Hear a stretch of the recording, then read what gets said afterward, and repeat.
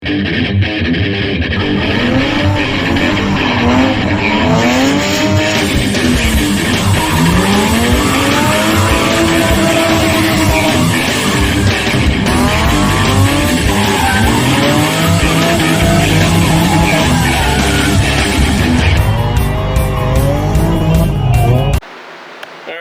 what we're going to start with is the ECU Masters. I have to find somewhere to put it, and the harness. We will get ready to plumb it in. Well, this sensor right here this fitting has to be welded somewhere. So over here on this pipe, I think is what we're going to weld this bung. I don't know that that's going to happen though, because this thing's aluminum and that is stainless, I believe. We will have to take that off and make sure that's aluminum. But if it's aluminum, we can weld that to it. But that has to live there to give us our intake air temperature sensor, which needs to be plugged up here. And we will have to hook up our O2 sensor, which will be read through our computer, so we can keep up with our fuel. So I'm going to take that piece off. That'll have to be taken to get welded. So I've got to replace that boot anyway. So I'm going to take that stuff off and get that done. Okay, so I pulled this section off from here to here. And I'm glad I did, because see how it's got a bead on that side? And it does not have a bead on that side. This would have blown off under boost. That would have pushed off and we'd have had that pop off. So it's got to be bead rolled somewhere at some point. So it is aluminum. We're good. So this fitting, where my son works, be able to put this fitting on here and we can roll it over and put it in the back so you can't see it. That'll be our intake air temperature sensor. We'll put it in this short piece and then we'll bead roll that. So that's got to be taken to the machine shop to be welded, and we have to replace that boot, which I think I've got one, so I'll have to replace that jewel. This one should be good, but we will have to bead roll that piece for sure. So that's that. Okay, so your factory computer lives in this box. In my case, it's a blue box. And it's got zip ties on it. Don't have to cut. I got this zip tie off of this jewel.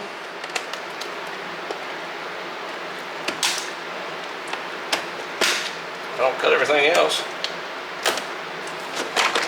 Okay, there's your factory computer. Okay. Now, the way this harness works is, obviously you can see this end looks like those plugs. Alright, so you count them out, there's 5 of these plugs. Well, there's only 5 of them plugged in, even though there looks like there's an extra hole there. There is not. So, these 5 plugs, you pull these out, which this thing's got wires cut loose here. I don't know what that's about. I have to tape that up. So we'll pull all these 5 wires out. Alright, so you see that. Well, these wires will actually plug in there. They replace them. If I can match them up, I may have it backwards. I do. So, your wires here will actually go into your computer. Alright? Alright. I think. Yeah, there we go. Alright. So, and that leaves this. You see what I'm saying? Okay. I don't know if they've got a better way of doing this. This is it.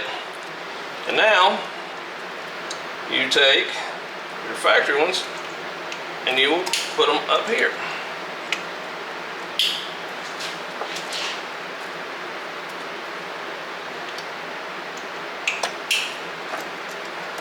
Okay, all right. Now, I'm gonna unhook this battery. I forgot to unhook the battery. You should unhook your battery. So, in this box, the WHP, the kit, the actual wiring harness, there will be a wideband as well. So, all right, you got your wideband, that jewel right there. You'll notice it has some anti-seize on it. So when you do any kind of exhaust work, especially any kind of O2 sensor, you want anti-seize on it because it will never come out if you don't put it on there. Okay, so now we're going to go over to this side, which you can see right in there. There is a O2 sensor bung. So I had to take the bolt out. It was a 17. So take this jewel, fish it down through this mess, and we will thread him in there. So this is going to not mess your wiring up here, but I'm going to thread that in. All the while, I want to keep your wiring from getting damaged inside there. Let me make sure this, I should have checked this before, but don't think it's a 17 no more.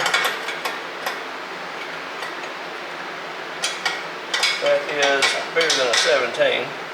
So we'll grab a wrench, try to see if we can't get that.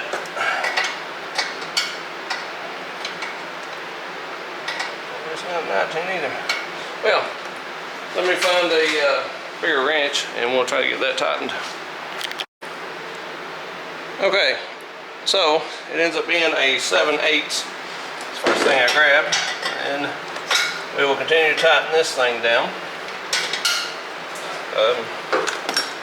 May tighten on it, there we go. May just had a burr in it, but to tighten this thing, make sure you don't twist your wire up.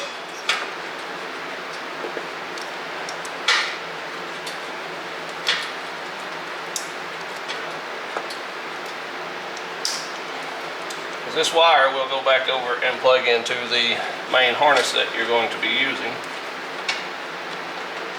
Something don't feel right about that bolt hole.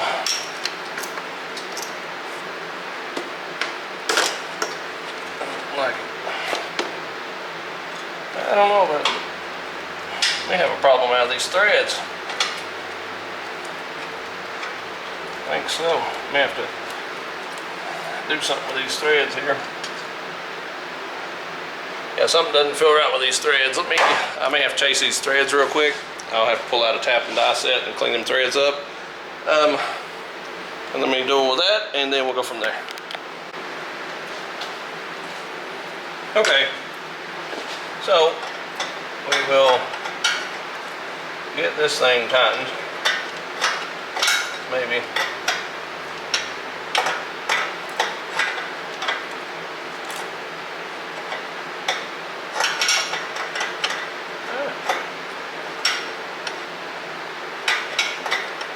Hard to get that angle to it where it's at.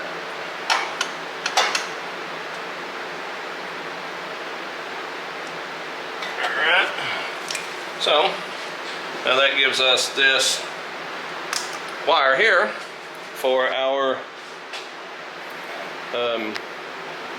what you call it, our wideband. Okay, so in this harness, as it continues on from here, out of this group of wires, there's two plugs that come here. Okay, one of them will be for this wideband, which you'll plug it in. Make sure I'm the right way here. Snaps in. There's a clip that locks in. So I give you that. Well, now we're down to this wire, and this wire will be our intake air temperature sensor that will live there, but then that fitting has to be welded on to that pipe. So that's what will be on hold on there for that. So that's all we can do here. We'll go ahead and unplug that so it doesn't get broken. So that plug goes there and it goes over there.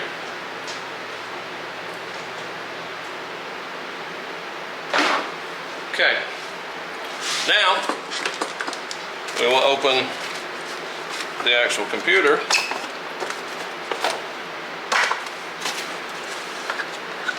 Okay, now these extra plugs here are if you were going to pin it and wire it yourself. So we will pull out the computer itself. It will have the same connector, so these will actually plug. Make sure I'm going the right way on these guys. Okay. I'll have to open the lock. So they have locks on them on the ends. So I had to open the lock on them. So, maybe. There we go. And then this side, put it on.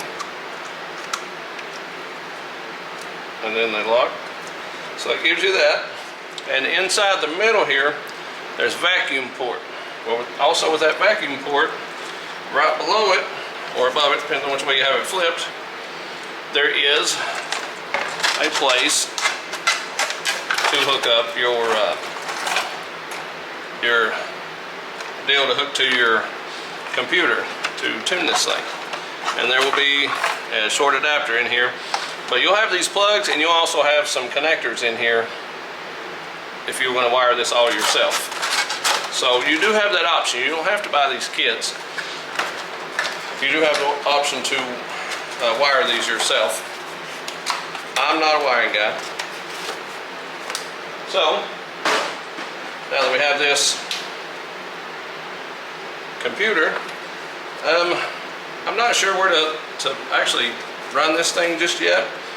A lot of people say you can go inside the car. I'm thinking down to the side here somewhere, possibly, after we move some of these wires. Everything's zip tied, but I'm thinking down in there somewhere, kind of mount it this way, and that'll still leave us access to that vacuum and to the port to tune this thing. So what we'll have to hunt is a vacuum source for a T, and do not use a vacuum source that is hooked to the turbo. So you have to my understanding, you need a good vacuum source to come to this sensor somewhere, tee off of a vacuum somewhere, but you don't want to use a source that is somehow connected to the actual turbo itself, which I think the one off of this first nipple you come to goes straight to that turbo, so we will have to, yeah, this one right.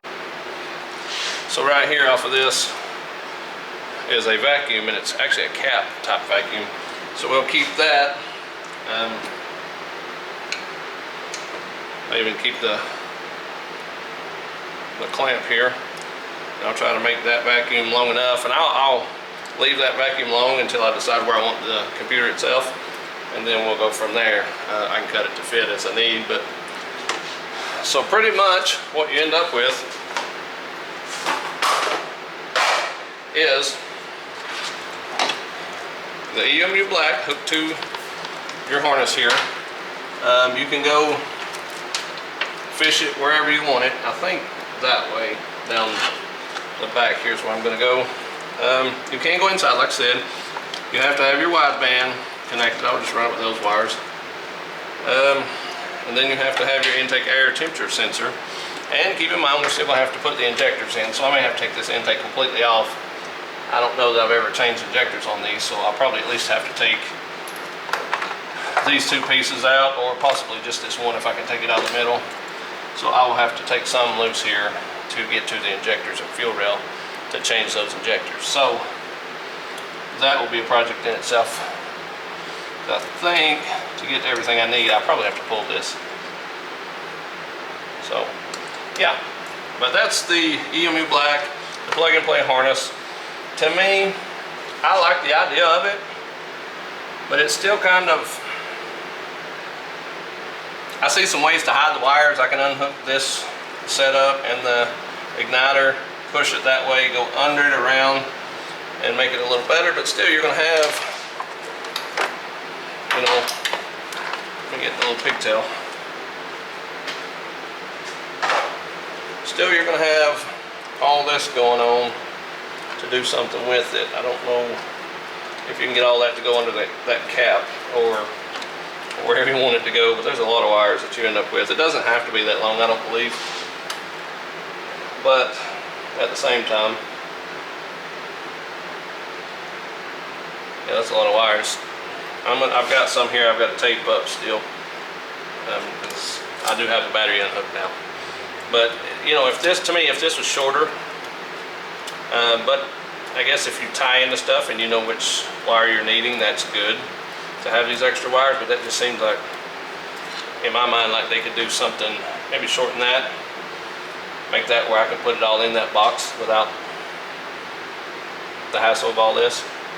But I don't think this lid will allow you.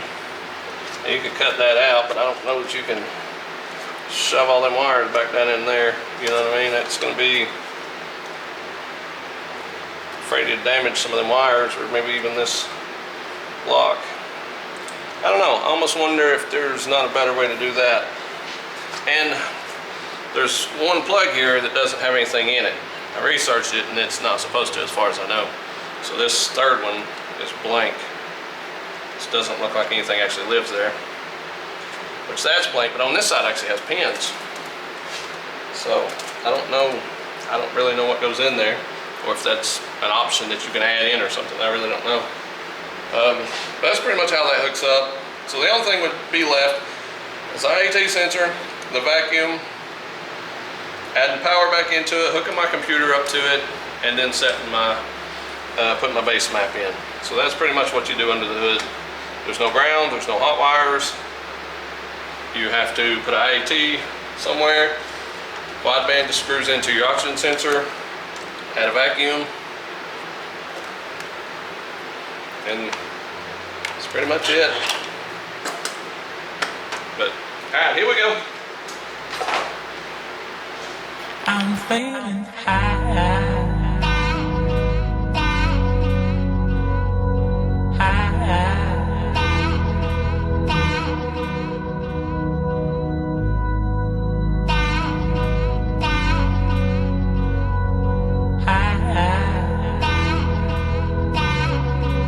I'm feeling high.